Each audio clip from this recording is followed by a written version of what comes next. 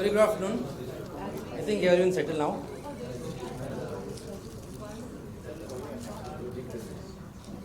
Can I start?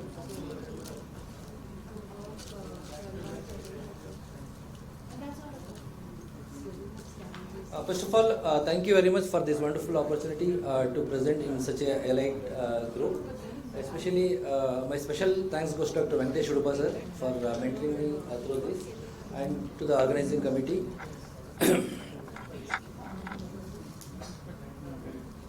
So the ideas and thoughts, whatever I express, is of my own and not necessarily reflect the companies where I am working. So topic for today is quantitative discovery pathology. How actually, what is the present and the future applications? For respecting the timeline here given about 15 minutes, so I have given divide this topic into 5 categories, wherein we'll try to understand what is quantitative pathology, how does it affect the drug discovery program, and how the digital pathology and artificial intelligence really impact the drug discovery and development, and also what are the future applications and limitations of this new technology already available here. As you many of you know, the quote by John Scully, who is the earlier CEO of Apple and PepsiCo. So he said, no great marketing decision have ever been made based on the qualitative data. It means what? More than the subjective data or qualitative data, the number speaks more impact on the business decision. So same thing goes with the pathology also here. Suppose if I say, take an example of a nephropathic model, wherein pathologist will convey to the investor saying that this particular product under development has more effect or very good effect or moderate effect on the nephropathy. So this will create a little bit interest in the investor or investigator to take that molecule further. But on the other hand, if I say, see, this product under development can reduce nephropathic changes by about 90%. That gives a lot of confidence to the investors and also investigators. So meaning to say that when you express subjective histopathology data into numbers, that carries a lot of meaning and it will give a more robust confidence to the investors and also the non-pathologists, especially overall working in different cross-functional teams. So the idea is that quantitative pathology is nothing but expressing the histopathology data, which is always traditionally subjective, into numbers. That's what we call as a quantitative pathology. So now the next question comes that how does this will affect the drug discovery plan? So before that, the quantitative pathology has 3 different aspects. One is cell-based, another is area-based, then third one is the object-based. Cell-based means already earlier speaker already mentioned about that. So the specific cells of interest in the sections are being counted and expressed in numbers. Suppose if there is a apoptotic bodies in a liver, it will be counted and expressed in percentage, so that it will give an idea exactly how the drug is acting with numbers. Then area based means the particular area of interest where the drug is acting. Suppose if you say hepatocellular necrosis is happening, so what percentage of the liver is getting affected? That will carry more meaning than we say there is a mild necrosis, moderate necrosis or severe necrosis kind of thing. So basically the quantitative pathology is focused to give the numbers to the investors or non-pathologists. So that will give more meaning to the data. So the next question comes, how does this quantitative pathology or digital pathology will impact the drug discovery development program? So most of the people are here are very seniors and they know how much efforts and time it is being spent for developing one molecule. At least minimum of 12 to 14 years is required to get a new candidate into the market. That's what, and about $2 billion is being spent. Is an approximate value. Now the cost might have increased. But if you look at the report for the last 3 decades, the significant increase in both timeline and also the cost has been increased. And to see this, what is the major causative factor which will impact this decline in the or attrition of the new drug development. If you see that the efficacy issues accounts to about 52% and safety issues account for about 24%. So put together 76% of the issues coming from preclinical stage or early discovery stage only. So now the question is, how does the quantitative or distributive pathology will come into the picture? So having known these are the major issues coming up for the new drug discovery, so what is the attrition rate, why it is happening? So scientists and investigators have made certain strategies which includes mainly empowering the efficacy screening platforms and also utilizing the artificial intelligence tools. There are different 5 categories which the senior research investigators have made already the kind of strategies to improve the drug discovery development program. In that, if you can increase the efficacy screening platform by using artificial intelligence tools, then we can certainly go for improvising the timeline required for new drug discovery and development program.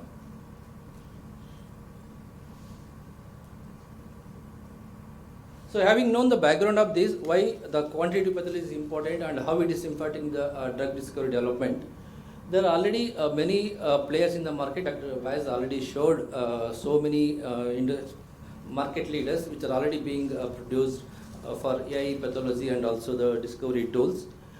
AIRA Matrix solutions, Allo, Image Pro Premier, Tissue Studio, Genoptic, Ripax, and these are some of the leading people who are in the market for quantitative pathology. So if you look at in detail, what are the tissues they are quantified? There are literally n number of tissues already being quantified for different kind of lesions under each and every organ. So if you just see liver, they are already quantified for degeneration, necrosis, hepatocellular hypertrophy, vacuolations, or even phospholipidosis is also being quantified, and they have developed the algorithm how to differentiate routine hepatocyte vacuolation with the fatty change along with the phospholipidosis also, because of some algorithms which I don't know really, only software engineers know how they have defined that. So for that kind of level already the things are available in the market. Then kidney, lungs, spleen, thymus, adipocyte. So there are a lot of tissue lists are there being developed and which are being tested, and there are many authors which have reported in a reputed journal also. So to give certain examples, what are the different tools already available in the market which are being published? So this is one of the example from progressive cardiomyopathy, wherein the AIRA Matrix AI solution have been accurately can able to diagnose and procure the changes, and it is being presented in terms of numbers. So what I was talking about the quantification, already it is being done and published as per the author thing.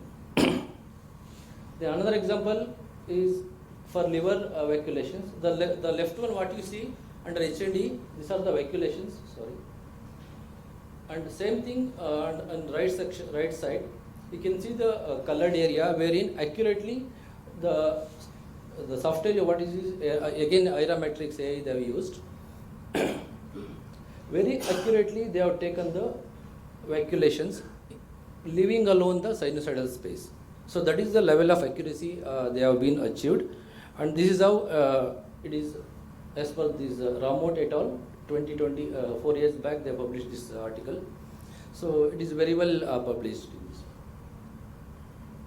Then similarly for bile duct aplasia and also vacuolation, when you see multiple lesions in a same section, so still the software can able to make differentiation depending on the type of lesion present within the section. So as you can see here, so they have identified, where is the laser mark here somewhere? Yeah, this is the vacuolation here.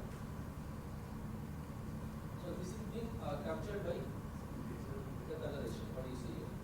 Same thing like that, bile duct aplasia, it is very well captured by the software.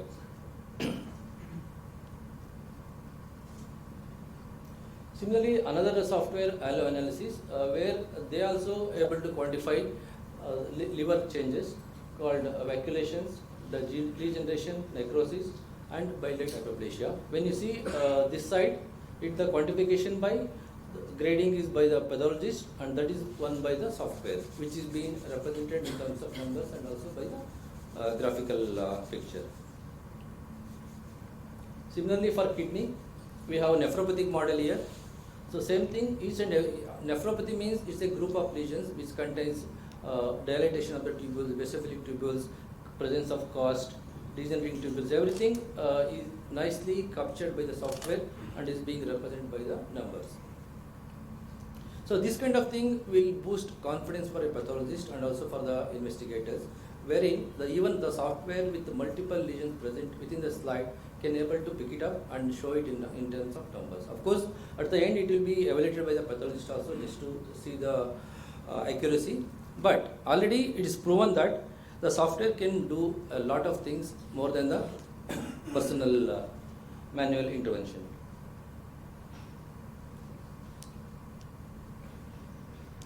This is another example where asthma model being tested here. So they have quantified the alveolar space, wherein the increase in alveolar space has been counted in each and every alveoli, and it is being put it as a average alveolar space when compared to control.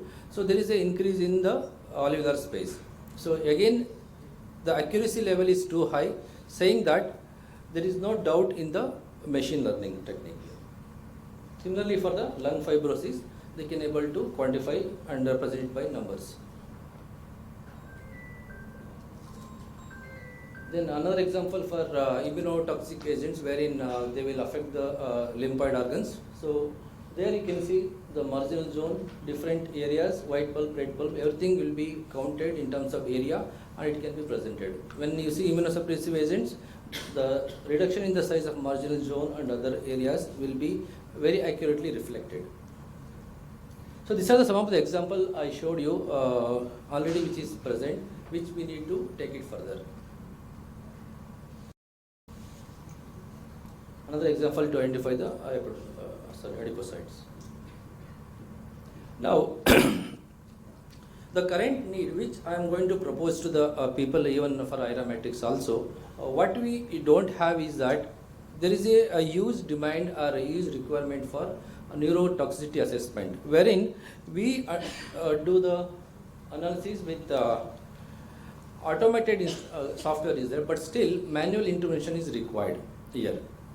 So we take about 9 levels of brain sections. In that, 3 levels of the brains needs to be quantified with the numbers. So these are the different areas of the brain at different levels, which needs to be quantified by using the software. What I use in my lab is by using the Xenoptic Graphics software is there. So, but still I need a manual intervention for that. So what I am proposing to the software developers of AIRA Matrix and other digital players here is that, so if you can digitalize this one also, because I need to do the quantification of different areas or subsets of the brain here. Suppose striatum is there, corpus callosum is there, cerebral cortex thickness is there. So all these areas needs to be measured in terms of numbers. This is the requirement because one neurotoxicity project we need to produce about 6,000 slides, and a pathologist needs to work months together to achieve to complete one project. So that is the huge need actually. So this is the one area where I want the digitalization people to work on this. This is another level of the brain where the hippocampus thickness has to be measured. So this is done manually by using the software, of course, but still if it is automated completely, if I just load the slide, I need the measurements of this many areas. This one, earlier one, about 7 parameters are there. This needs to be taken into the consideration. Again, cerebellar molecular height, this has to be taken care. So these are all the requirements of the future thing what I am proposing to you. So in a nutshell, the quantitative pathology definitely has a hedge when compared to the qualitative data to make a decision on the compound. So believe it or not, as of now, today also, Histopathology results are the gold standard to decide the fate of the molecule.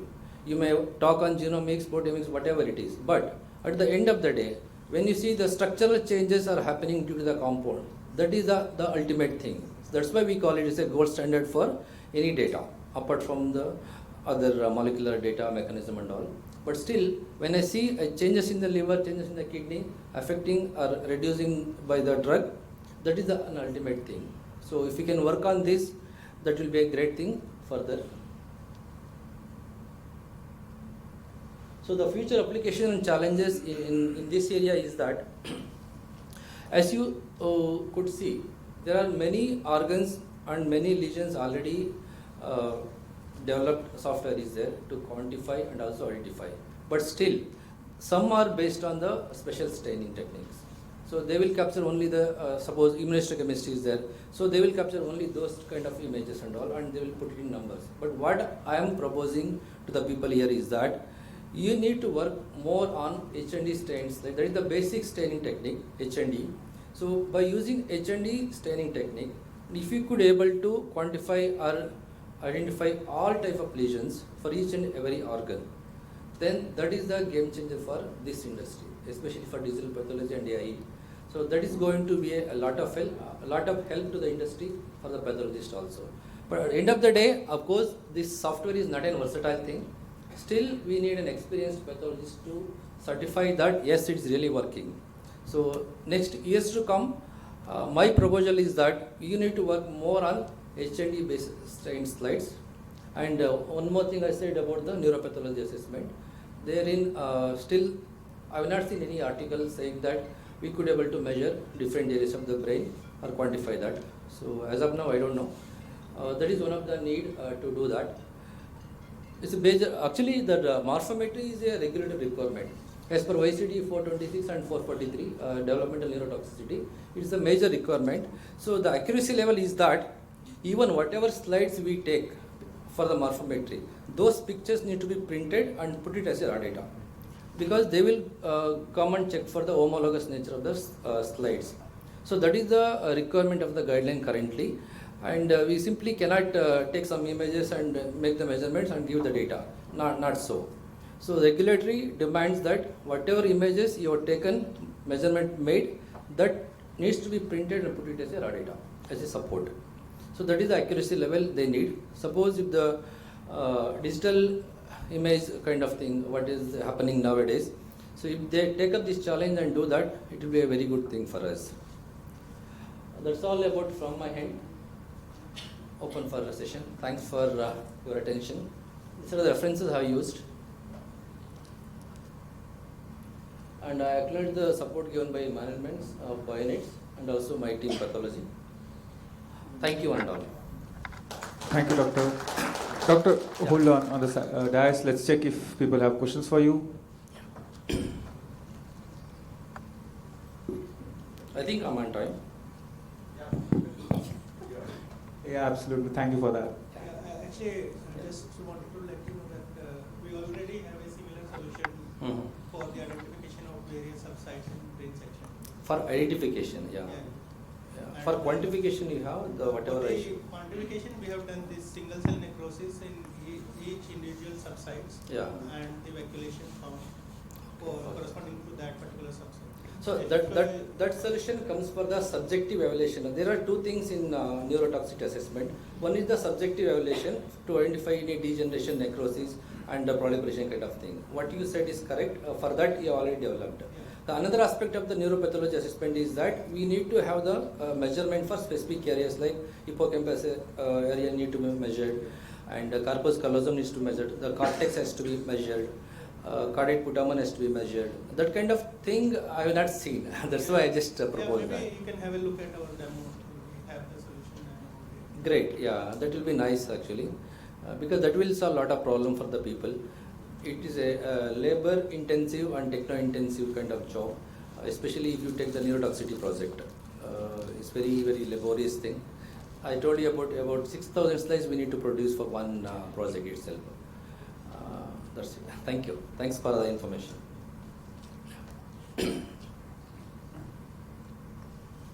In your last sentences, you mentioned that we have to take printouts of the images and keep it as raw data. Exactly, yeah. So my question is that can we keep annotated images in digital format so that we can show it to regulatory and auditors? Yeah, that may be because if the software is validated, your software, and image is in a PDF format, that is okay, I think. You may have to convince the regulators. I think that case can add into that. That is possible. We can store the digital images in Maybe digital archive kind of thing you can do. That is also possible, I think. But in the guidelines clearly written, you need to give a printout or images used for the morphometric analysis. That's clearly given. Maybe either, as Dr. Kamala told, maybe soft copy also or hard copy also. Need to be Archived, yeah. In a PDF format, I think that will suffice the requirement. I think that is the answer. Thank you, madam. Any questions? Thank you all for your attention. Thank you, Dr. Nataraj. With that, we move on and we would call Mr. Tijo Thomas